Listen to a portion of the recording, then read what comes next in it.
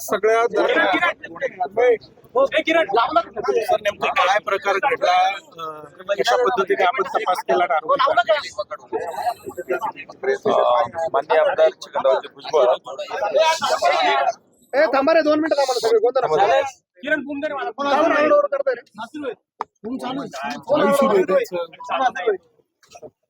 Sir काय प्रकार झालाय? बस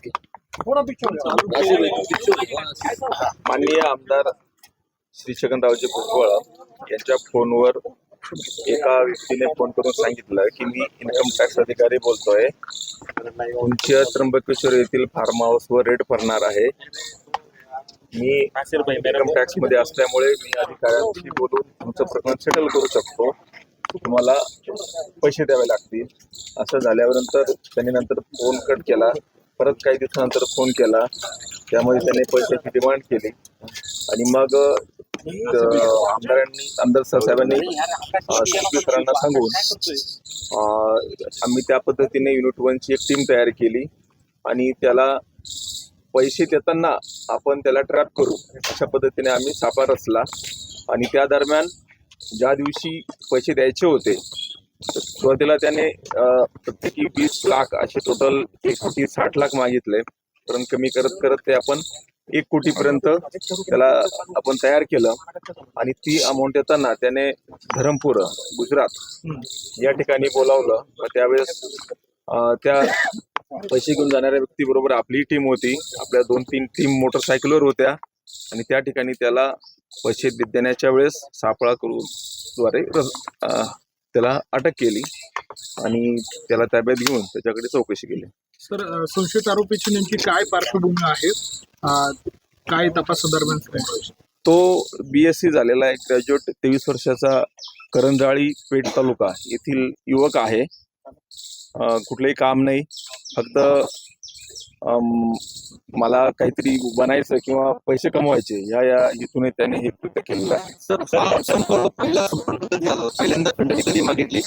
किती दिवस हे सगळं प्रकरण चालू होतं? पहिल्यांदा फोन 23 एप्रिल रोजी आला, त्यानंतर 2 मे रोजी आला, नंतर मग गेल्या 4 दिवसापासून दररोज बोलणं चाललं होतं.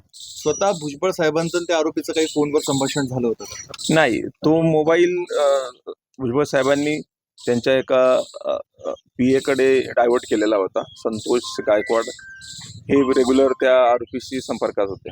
आणि काय त्याचं म्हणजे त्र्यंबकेश्वरला कुठल्या ठिकाणी तो छापा मारायचा असं त्यांनी बनाव केलेला होता, नेमकं काय असं नक्की ठिकाण नाही सांगितलं, फक्त त्र्यंबकेश्वर येथील सांगितलं. त्र्यंबकेश्वर जवळ तुमचं फार्म हाऊस आहे, त्या ठिकाणी रेड पडणार आहे सांगितलं. सर, एकटाच आरोपी आहे की अजूनही त्यामध्ये दुसरं कोणी आरोपी नाहीये. हा आरोपी प्रत्येक वेळेस वेगवेगळ्या फोनवरून फोन करत होता. तो स्वतःचा फोन वापरत नव्हता.